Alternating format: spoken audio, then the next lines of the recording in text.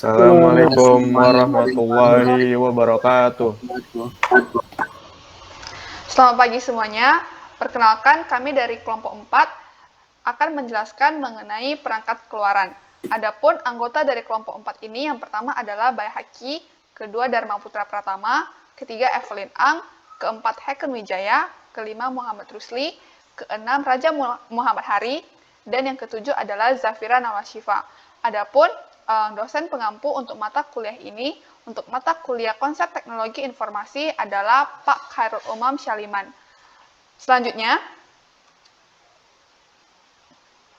kami akan menjelaskan mengenai sejarah perangkat output, apa saja prinsip kerja perangkat output, jenis-jenis perangkat output, dan apa fungsi perangkat output, serta teknologi terbaru perangkat output. Yang pertama, untuk sejarah perangkat output akan dijelaskan oleh Bayhaki. Kepada Bayhaki, saya persilahkan. Terima kasih Evelyn atas waktunya.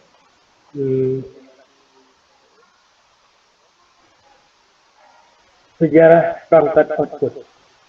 Perangkat keluaran atau yang biasa dikenal dengan output device adalah salah satu komponen hardware yang wajib dimiliki oleh sebuah device.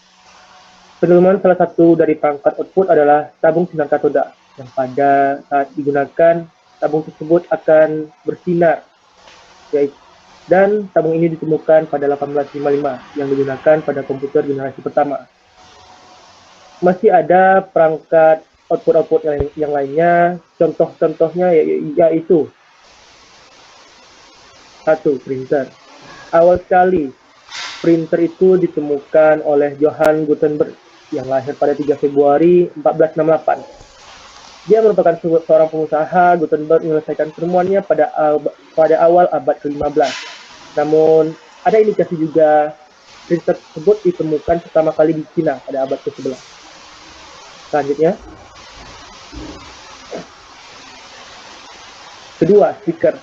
Penemuan dari speaker tercatat oleh sejarah adalah Horace Short pada tahun 1894. Beliau menemukan desain speaker yang ia buat dengan menggunakan kompresor udara. Selanjutnya, yang ketiga yaitu monitor. Pada tahun 1855, ilmuwan asal Jerman berhasil menemukan tabung sinar katoda. Nama dari ilmuwan jenis ini ialah Heinrich Geibel. Ia juga disebut sebagai bapak monitor tabung. Pada tahun 1888, ditemukan kristal cairan sebagai perkembangan teknologi LCD oleh Friedrich Reinhard yang merupakan seorang ahli kimia dari Austria. Tabung sinar katoda dan kristal cairan adalah langkah awal terbentuknya monitor tabung. Selanjutnya,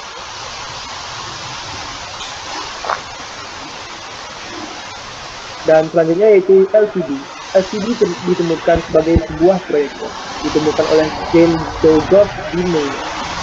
Dia menemukan pada saat karirnya di sebuah kampus pada tahun 1900 dan memiliki tujuan untuk mengembangkan CRT proyek lebih gelap dibandingkan LCD proyektor tersebut. Dia menggunakan cairan kristal dan penemuan tersebut hingga penemuan tersebut akhirnya jadi pada tahun 1971.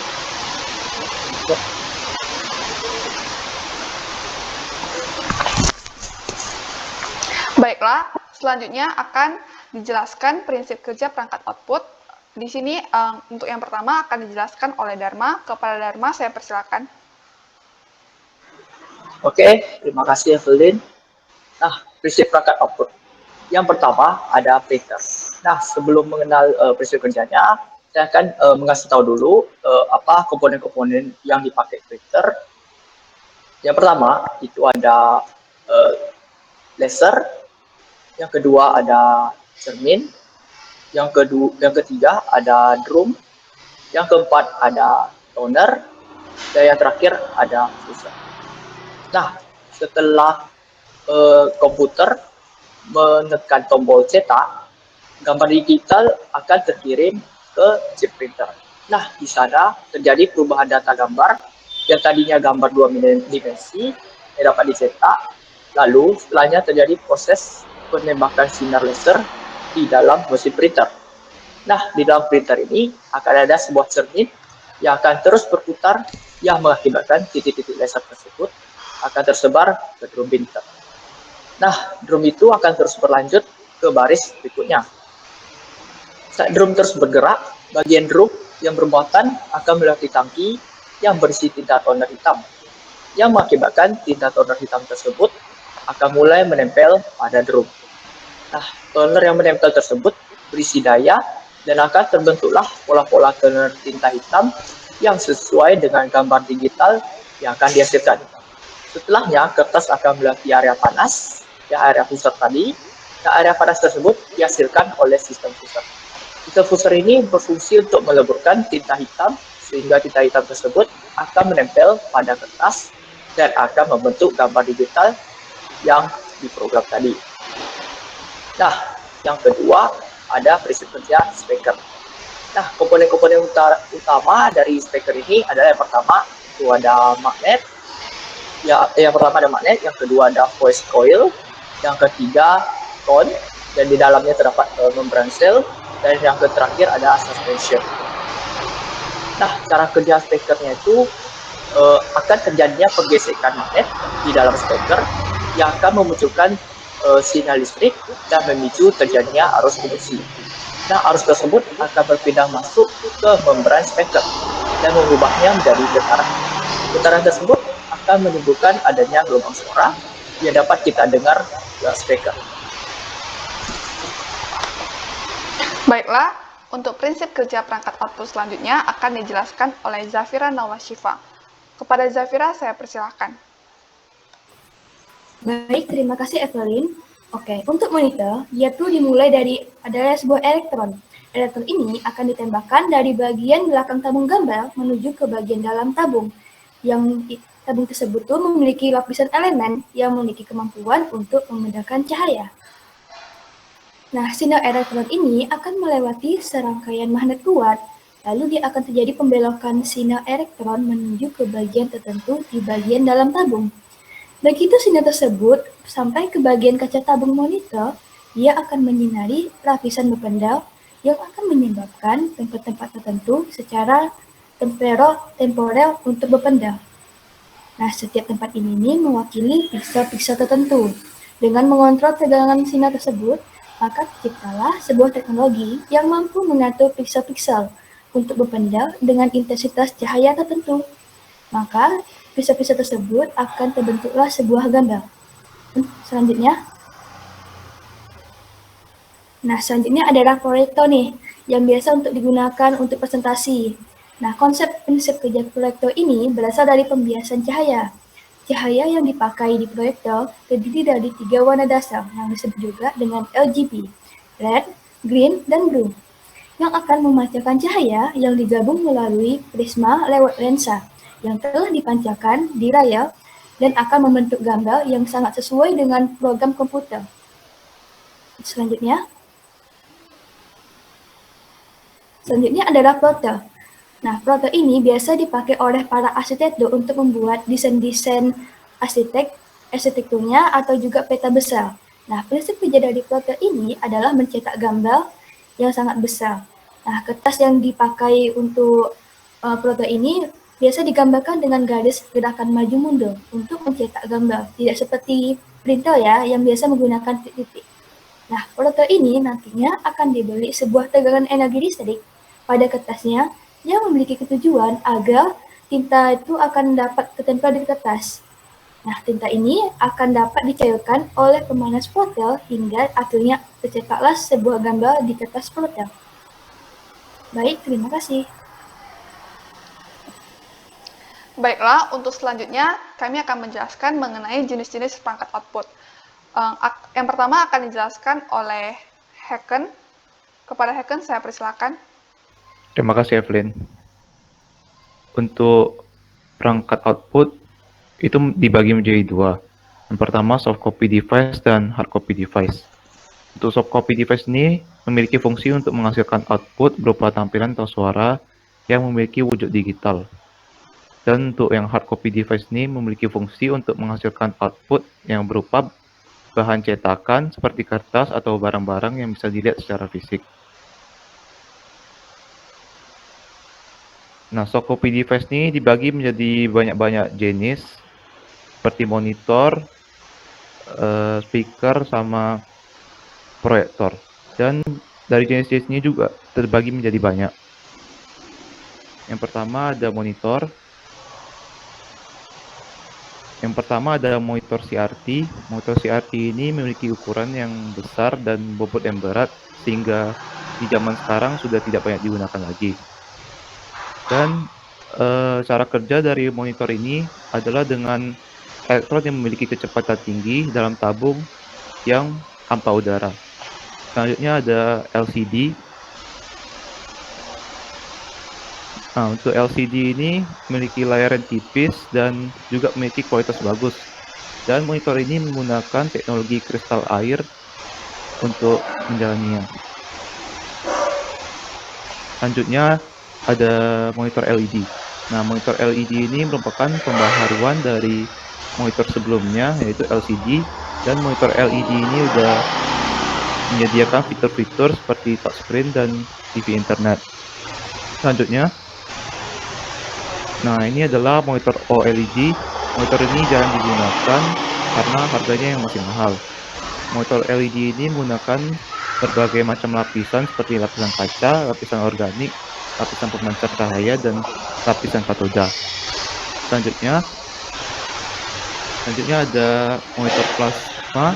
Monitor plasma ini merupakan campuran dari dua layar monitor, yaitu LCD dan CRT. Dan yang membuat ukuran lebih tipis seperti LCD dan sudut pandang selebar CRT. Kekurangan dari monitor ini adalah harganya yang masih relatif mahal. Selanjutnya ada speaker. Untuk speaker yang pertama ada subwoofer. Subwoofer ini memiliki frekuensi yang rendah, yaitu di antara 20 hingga 200 Hz. Selanjutnya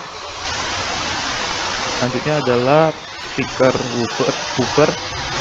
Speaker ini memiliki frekuensi yang rendah juga, yaitu di antara 40 Hz hingga 1000 Hz. Selanjutnya adalah speaker mid-range. Speaker ini memiliki frekuensi menengah, yaitu di antara 500 Hz hingga 5000 Hz. Selanjutnya ada speaker tweeter. Speaker ini memiliki frekuensi yang tinggi, sekitar 5000 Hz hingga 20000 Hz. Selanjutnya ada speaker full range. Speaker full range ini bisa menghasilkan nada rendah, tinggi, dan menengah, sehingga sering digunakan untuk sound system. Selanjutnya, contoh ketiga adalah proyektor. Proyektor ini terbagi menjadi 5 juga. Yang pertama adalah LCD. Proyektor tipe ini banyak digunakan pada zaman sekarang karena memiliki OHP atau overhead proyektor, yaitu data yang ditampilkan tulisan pada kertas yang bening yang biasanya digunakan untuk presentasi. Terus yang kedua ada proyektor LCOS. Proyektor LCOS ini merupakan gabungan dari dua proyektor, yaitu LCD dan proyektor DLP. Proyektor ini memiliki kualitas yang bagus. Selanjutnya ada proyektor digital. Nah, proyektor digital ini mengubah data gambar dari komputer dan dapat menampilkan layar melalui sistem lensa. Proyektor ini biasanya digunakan pada bisnis home theater. Selanjutnya adalah proyektor DLP. Proyektor ini biasa digunakan dalam proyek atau televisi proyeksi. Dan proyektor ini dibuat dalam kaca kecil mikroskopis. Selanjutnya, dan yang terakhir adalah proyektor CRT. Proyektor ini adalah proyektor yang memanfaatkan proyektor kuno dalam TV. Kekurangan dari proyektor ini adalah ukurannya yang lebih besar dibandingkan proyektor lainnya. Baiklah, selanjutnya akan dijelaskan oleh Hari. Baiklah, terima kasih Evelyn. Di sini saya akan membahas tentang pembahasan lanjutan dari jenis-jenis perangkat output. Saya akan membahas tentang hard copy device. Terbagi menjadi dua, yaitu printer dan plotter. Selanjutnya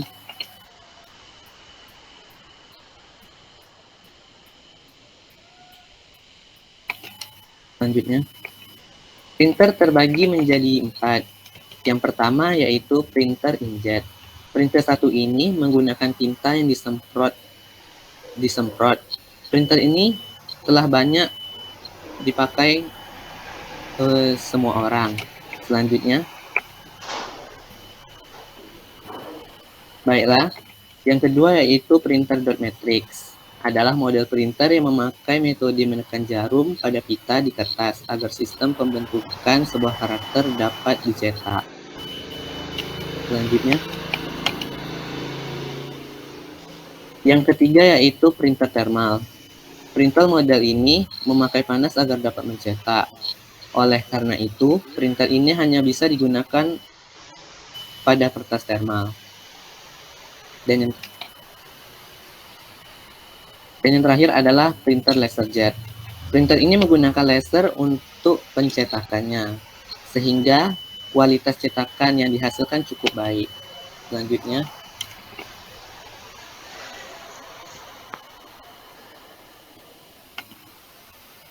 kedua, yaitu saya akan menjelaskan tentang plotter. Plotter terbagi menjadi 4. Yang pertama, plotter pena.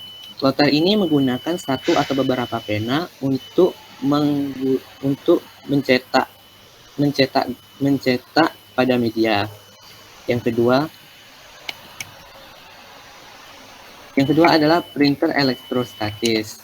Plotter satu ini menggunakan muatan energi listrik di atas kertas dan mengikat tinta ke atas kertas untuk mencetaknya. Selanjutnya adalah plotter thermal. Plotter thermal menggunakan panas untuk mencetak dengan cara pin yang telah dipanasi lewat bahan yang dipakai pada panas untuk mencetak suatu gambar. Dan yang terakhir adalah plotter cutting. Plotter satu ini memotong mengikuti pola yang ada menggunakan pisau yang ia punya. Baiklah, terima kasih. Baiklah, selanjutnya kami akan menjelaskan mengenai apa saja fungsi-fungsi perangkat output. Fungsi perangkat output ini akan dijelaskan oleh saya sendiri.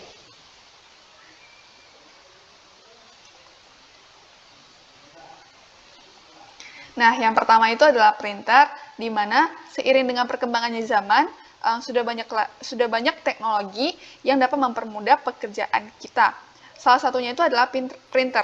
Dengan adanya printer, pekerjaan seperti menyalin itu sudah nggak usah digunakan, sehingga kita juga bisa lebih menghemat waktu dan tenaga. Berikut ini adalah beberapa fungsi dari printer. Yang pertama, printer itu berfungsi untuk dapat mencetak dokumen berupa teks atau gambar yang penyajiannya itu dapat disajikan melalui media kertas. Kemudian yang kedua itu bisa digunakan untuk mencetak foto, yang biasanya itu penyajiannya itu menggunakan kertas foto yang licin itu. Terus yang ketiga, untuk mencetak stiker dan sablon yang penyajiannya dapat dituangkan ke dalam media akrilik, kain, atau kaca.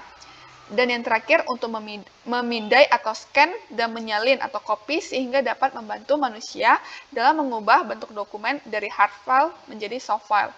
Nah, printer zaman sekarang itu kan udah ada dua ya, printer yang bukan hanya untuk mencetak, tapi juga untuk memindai atau men-scan. Jadi, untuk printer yang dapat memindai atau men-scan itu bisa juga disebut sebagai input. Terus selanjutnya itu ada monitor.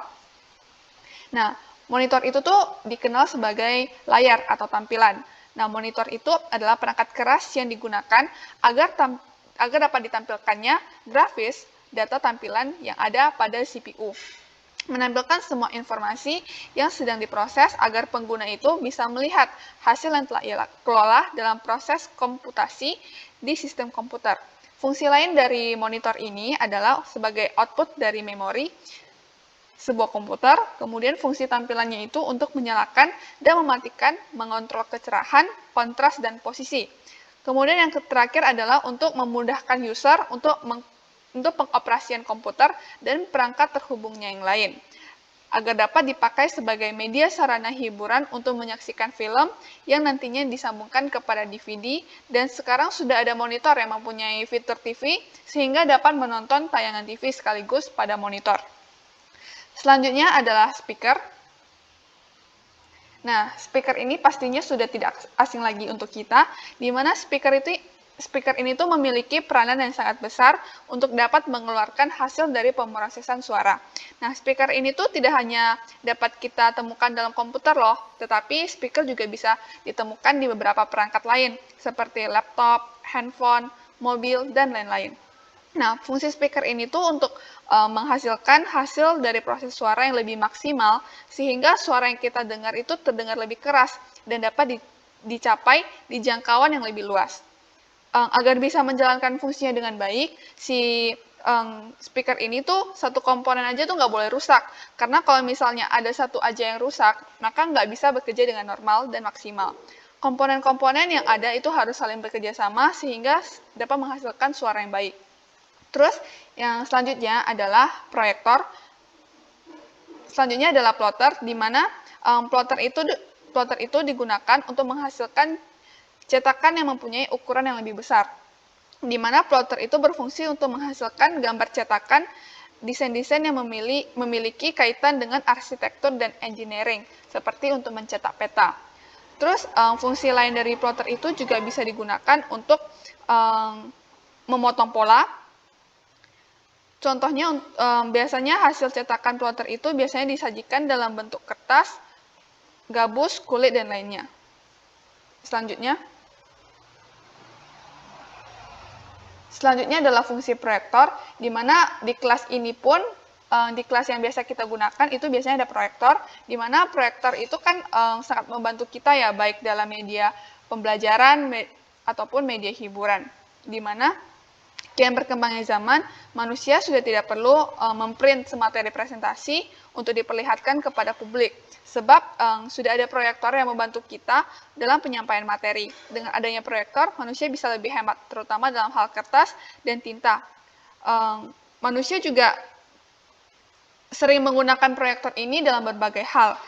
Yang pertama untuk media presentasi, yang kedua untuk media informasi, dan yang ketiga adalah untuk media hiburan. Media hiburan itu contohnya ketika kita mengajak keluarga dan teman-teman untuk menonton acara pertandingan sepak bola, nah itu juga merupakan salah satu media hiburan. Baiklah, selanjutnya adalah teknologi terbaru perangkat output yang akan dijelaskan oleh Muhammad Rusli. Kepada Rusli, saya persilakan. Baik, terima kasih Evelyn. Pada pembahasan terakhir ini kita akan membahas tentang teknologi perangkat output.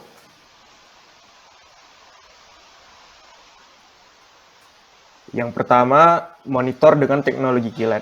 Quantum Dot Light Emitting Diode atau biasa yang disebut dengan kilat ialah teknologi yang pertama kali dikenalkan oleh Samsung ke dunia. Teknologi ini digunakan dalam pembuatan layar monitor dan televisi. Teknologi kilat menggunakan titik kuantum. Titik kuantum ialah partikel semikonduktor yang memiliki ukuran beberapa nanometer yang berfungsi sebagai alat untuk menghasilkan cahaya utama, yaitu biru, hijau, dan merah. Keunggulan dari monitor kilat ini adalah memiliki resolusi yang tinggi, hemat energi, dan memiliki tingkat kecerahan hingga 2000 nits. Selanjutnya, perangkat yang kedua adalah speaker dengan teknologi 360 reality audio. Teknologi 360 reality audio pada speaker masih jarang ditemukan.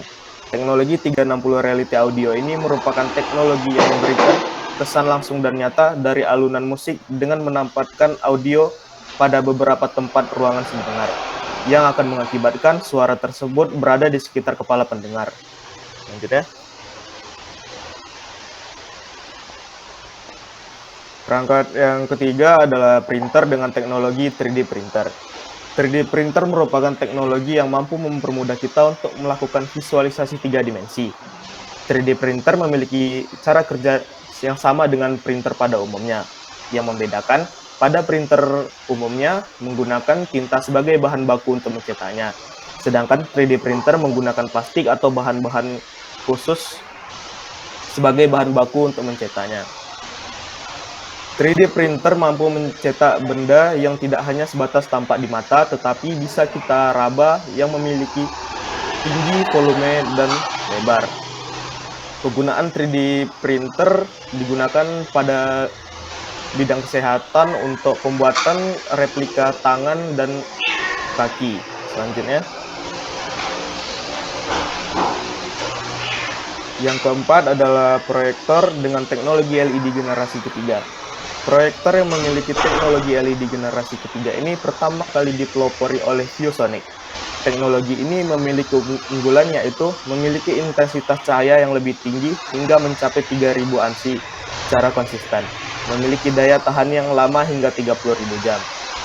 Teknologi LED generasi ketiga ini juga bisa membuat proyektor lebih hemat energi serta tidak melepaskan merkuri yang dapat mengganggu kehidupan manusia dan lingkungannya. Proyektor dengan teknologi LED generasi ketiga ini juga memiliki tingkat kontras yang tinggi sehingga menghasilkan visualisasi atau gambar yang sangat realistis. Selanjutnya, yang terakhir adalah perangkat plotter dengan teknologi plotter elektrostatik. Teknologi ini mampu mendapatkan gambar yang akurat dan berkualitas tinggi dalam kurun waktu yang singkat. Sistem tersebut mampu memberi tanda pada kertas dengan muatan elektrostatik. Plotter ini juga memiliki fitur lain yaitu warna yang dicetak berdasarkan pada pigmen dan tinta UV, sehingga gambar yang dihasilkan sangat stabil dan tidak mengalami kepudaran di bawah sinar matahari atau sinar ultraviolet. Plotter ini biasa digunakan oleh perusahaan yang membutuhkan kecepatan tinggi dalam produktivitasnya. Sekian dari pembahasan teknologi terbaru perangkat output. Baiklah teman-teman, karena teknologi terbaru perangkat output merupakan akhir dari materi kami, begitu pula akhir dari presentasi kami. Baiklah, sekian dari presentasi kami. Apabila ada kesalahan, kami mohon maaf. Terima kasih kepada Pak Umam dan teman-teman atas perhatiannya. Terima kasih. Assalamualaikum warahmatullahi wabarakatuh.